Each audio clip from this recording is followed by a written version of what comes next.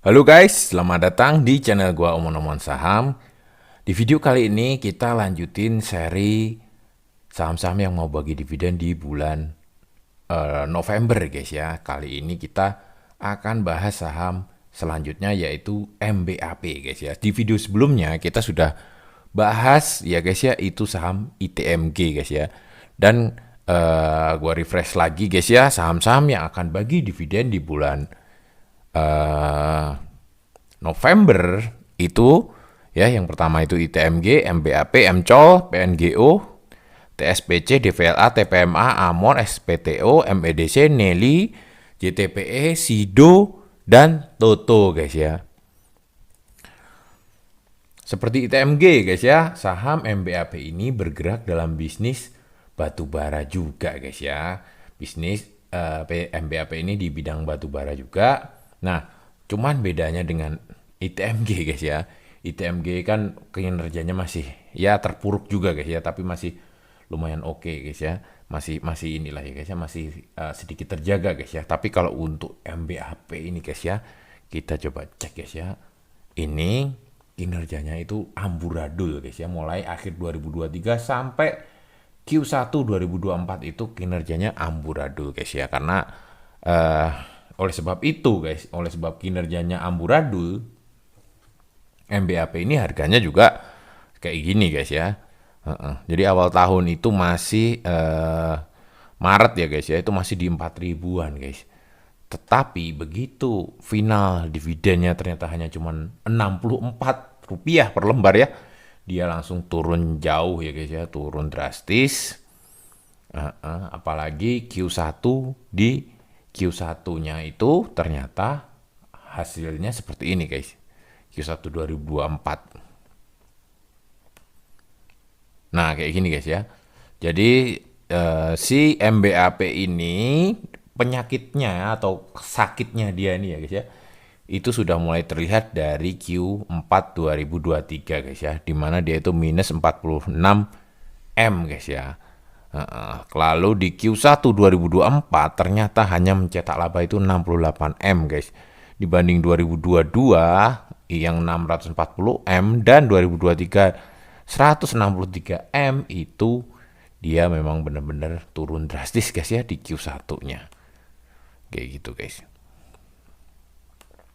Oke, kita coba cari tahu ya guys ya. Wah, sebelum itu kita lihat EPS-nya guys ya. Jadi EPS-nya di Q1 itu cuma 55 guys ya, 55.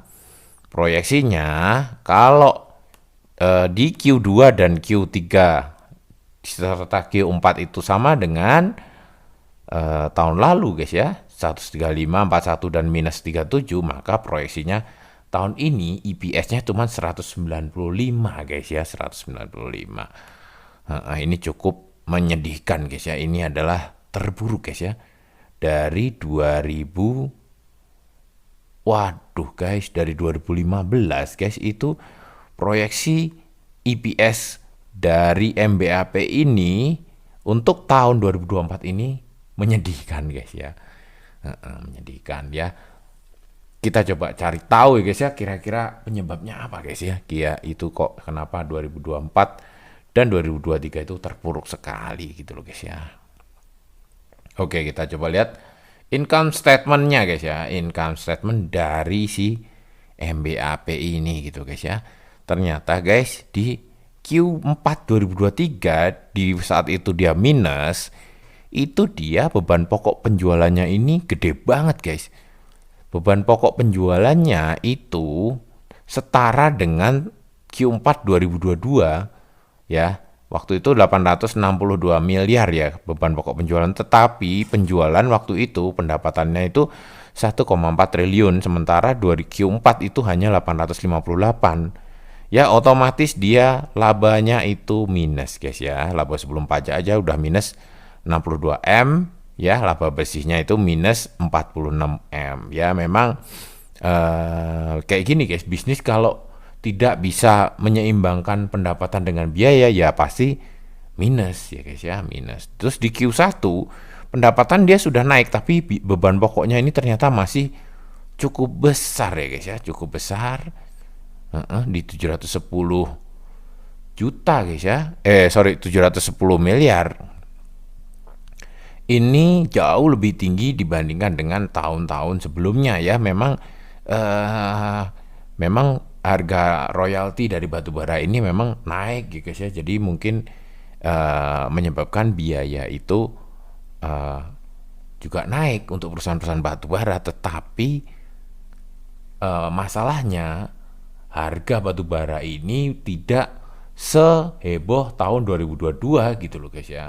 Kalau 2022 itu memang puncak tertinggi batubara guys ya sepanjang 5 tahun terakhir gitu loh guys ya. Jadi waktu itu harga batubaranya tinggi, ketika biaya ini guys ya, biaya naik pun karena harganya tinggi, pendapatan pun masih cukup gitu loh guys ya. Oke, jadi seperti itu guys ya. Penyebabnya adalah total beban pokok penjualannya ini untuk MBAP ini agak susah mereka mengendalikan, sementara pendapatannya itu belum bisa naik signifikan gitu loh guys ya. Jadi akhirnya Q4 itu minus, Q1 pun jelek ya guys ya hasil labanya. Oke, sesudah itu kita coba cek prediksi dividennya ya guys ya, prediksi interimnya kira-kira berapa. Nah, sebenarnya gini guys. Jadi unik, si MBAP ini sering bagikan interim tuh gede-gede banget guys. Contohnya di 2020 itu dia bagi 358 ya. Bahkan lebih gede dari finalnya. Terus di 2021 juga sama guys. Di 2021 baru ya guys ya. Dia interimnya lebih kecil daripada final. Terus di 2022 itu juga sama guys. Dividen dari interimnya itu lebih tinggi dibandingkan dengan finalnya ya. Di interimnya 1030, finalnya malah 963 ya. 2023 juga sama guys ya. Interim lebih besar daripada final gitu loh guys ya. Dengan rata-rata interim itu 69% dari EPS, diproyeksikan guys di November nanti ya itu akan di 137 ya guys ya. Oke, jadi gini guys ya, si MBAP ini juga itu tidak selalu di November ya guys ya. Kadang-kadang juga pernah di September ya guys ya, atau Oktober ya guys ya. Agustus juga pernah guys ya, Agustus. Nah, jadi ini polanya tidak teratur guys ya, tetapi kalau kita lihat yang dari tahun 2015 ya, itu yang paling sering muncul memang di November gitu loh guys ya. Jadi makanya gua proyeksikannya di November interimnya gitu loh guys ya. Tapi bisa jadi juga muncul di September gitu loh, atau di Oktober gitu. Jadi agak susah ditebak ya guys ya. MBAP ini. Dan secara proyeksi dividen guys ya, untuk dengan harga saat ini proyeksinya yieldnya hanya 4,46% ya. Jadi yieldnya ini nggak terlalu tinggi guys ya. Bahkan jika dibandingkan dengan ITMG itu masih lebih tinggi potensinya ya ITMG guys. Jadi kalau misalnya ini MBAP ini untuk swing sepertinya kurang cocok gitu loh guys ya. Tapi kita coba lihat dulu ya guys ya. Kita lihat secara harga gitu guys ya. Secara harga guys, secara PE guys, secara PE deviation itu dia berada di PE plus standard deviation plus 2 ya. Artinya ini sudah secara PE ini sudah sangat mahal ya guys ya, dibandingkan dengan rata-rata 3 tahun terakhir ya. Karena memang EPS-nya sangat jelek sekali guys tahun ini gitu loh guys ya. Makanya dia untuk harga saat ini itu untuk secara earning per share atau PE, price earning ya, itu dia posisinya ini super mahal gitu loh guys ya. Tapi kalau kita lihat secara PBV guys, ini itu posisinya sangat pernah menjadi sangat murah ya guys ya di Juli kemarin. Tapi untuk Agustus ini ya itu dia masih murah guys, masih di bawah murah untuk secara PBV ya guys ya, karena rata-rata PBV MBAP aja itu di 2,02 ya, 2,02 untuk PBV-nya rata-rata selama 3 tahun terakhir ya. Untuk saat ini secara PBV dia murah ya guys ya. Artinya apa? Artinya guys, eh, jika kinerjanya nanti membaik ya guys ya, kinerjanya membaik, labanya meningkat ya, terus PI-nya membaik ya, mungkin ini adalah peluang gitu loh guys ya untuk jangka panjang guys ya. Tapi melihat ya guys ya, melihat pergerakan labanya seperti ini guys ya, semakin kecil ya, bahkan sempat minus. Nah ini kalau menurut gua ya guys ya, secara Graham numbernya juga itu diskonnya hanya 3% ya guys ya, dimana Benjamin Graham itu merekomendasikan tuh diskon itu di 40-an% ya guys ya, 40% atau 30% oke lah, tapi Benjamin Graham itu merekomendasikan tuh di 40-an% ya. Secara harga wajar diskonnya itu hanya di 3%, artinya ini saat ini pun itu sudah di harga wajarnya gitu loh guys ya, harga normalnya gitu loh guys ya. Jadi tidak ada diskon gitu loh guys ya. Anggap aja tidak ada diskon 3% ini bisa diabaikan. Artinya harga saat ini itu ya udah nggak murah lagi gitu guys ya, nggak murah gitu loh guys ya. Makanya menurut gua guys ya, untuk MBAP ini kita menurut gua sih kurang cocok untuk swing ya guys ya. Tapi untuk jangka panjang mungkin bisa dipertimbangkan guys ya. Asal lo yakin bahwa nanti kinerjanya akan membaik di masa yang akan datang gitu loh guys ya. Tapi sementara ini guys, menurut gua sih kita harusnya wait and see guys ya, wait and see. Kita memang harusnya beli saham-saham batu bara itu di saat kinerjanya lagi menurun gitu loh guys ya. Tapi kita juga harus cek dulu, karena menurunnya ini sampai minus gitu loh guys ya. Kita harus rada hati-hati gitu loh guys ya, rada hati-hati.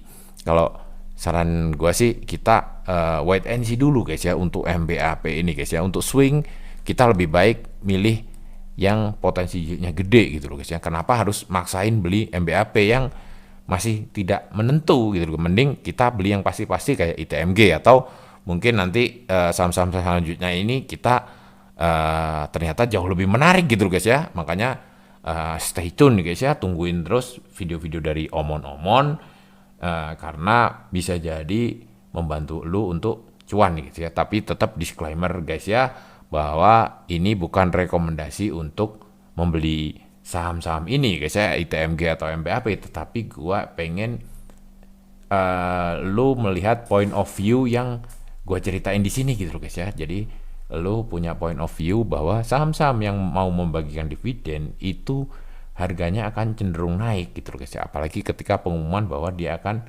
bagi dividen, biasanya harganya akan naik gitu loh guys ya.